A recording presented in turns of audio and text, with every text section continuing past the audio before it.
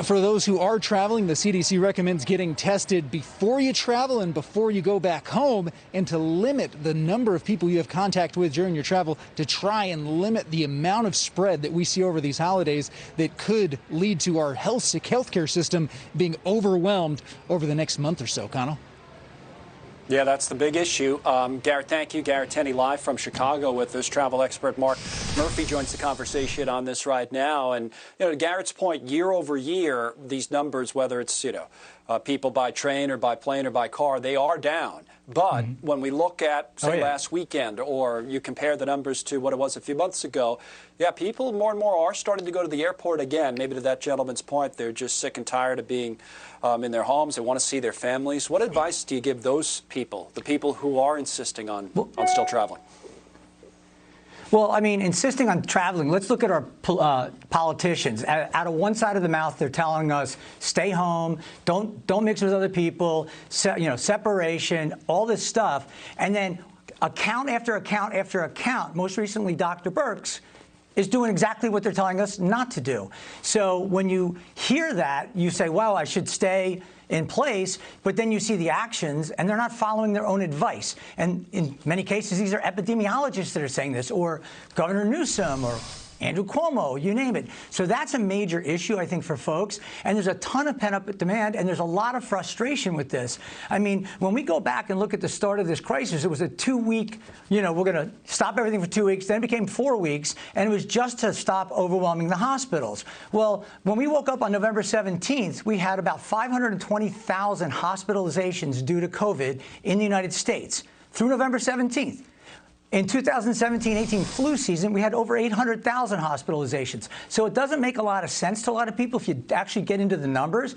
I, for one, have a 99.98% chance, if I get it, of being totally fine. That's better than the flu. So again, I'd say if you're going to travel, and we have my mother-in-law in town, she's 83, she's healthy other than her age, and we took precautions and got tested, just me, the kids, and the wife. That's just smart planning if you can do it. But the second you take the test and get your results, the next time you have an interaction, you're no longer in that safe zone because technically you could be exposed. But let's bring it around to the benefits of travel. I mean, beyond just stress relief, mental wellness, you heard that gentleman from your reporter. Right. People are looking at tragedies. Travel brings people together, whether it's family members or if you go to a foreign country. Think of geopolitics. You go to Egypt, the Egyptian families are not very different than American families in terms of raising kids, wanting to have a great experience, et cetera.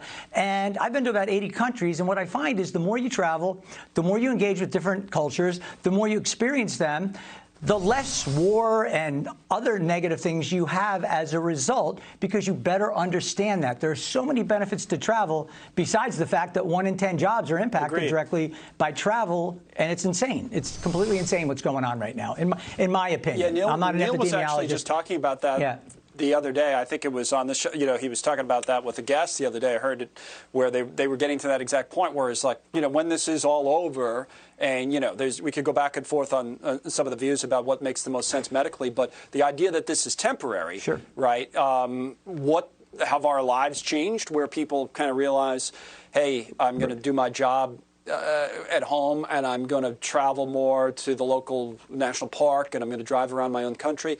Or do we just go back to where we were, where we're going to be traveling all around the world? Or maybe it's so much pent-up demand that we want to travel even more. So that kind of the next phase of this is almost more interesting in terms of where people end up. What do you think?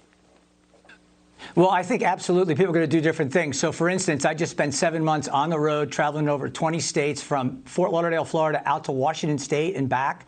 Not an issue, totally healthy the whole way. I can tell you the protocols in places like, I don't know, Golden, Colorado or Boulder, Colorado are not nearly as good as the protocols if you go to a resort in Mexico or Jamaica. You're so much safer getting on a plane and going to those places because the planes have HEPA filters, which are surgical grade filters. So feel free to get on planes. You're not hearing about outbreaks related to plane travel, and believe me, you would if it was an issue. Secondly, when you get on the ground, everything gets disinfected. Your luggage gets disinfected. They disinfect your feet. They disinfect your hands, and you have nobody entering your room without your permission once you check in. And to me, I was in Cancun back in August looking at those protocols and checking them out, and they are over the top. And I was like, wow. I mean, compared to going to Whole Foods or ShopRite or Kroger or whatever it is, so much safer. And I think, no offense, I think the media, I owned a media company, you know, it happened to focus on travel. The media has just taken this and just keeps running with it. And now it was initially,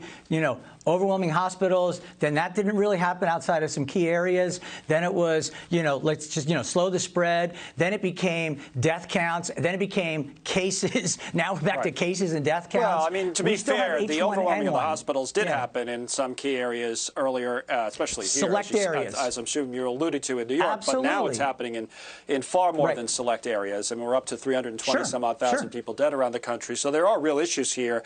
And now in California, in particular, and in a number of other states, you do have hospital problems, if we're being fair. Absolutely. But think of it. Back in the beginning of this, they furloughed hospital workers. My sister-in-law is a nurse. She got put on a phone bank. She wasn't able to do her job. And others got furloughed. She was happy that she could just answer the phone.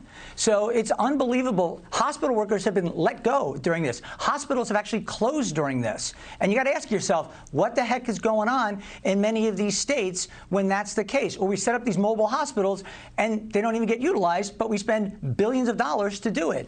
So again, this is a state-by-state situation. I'm in Florida. We're open. Our numbers are far better than New York, New Jersey, you name it. So. You know, to me, open works. Got the weather for it, too, which allows people to be outdoors, which helps us as well. A number of other issues here. Mark, thank you. Mark Murphy on travel today.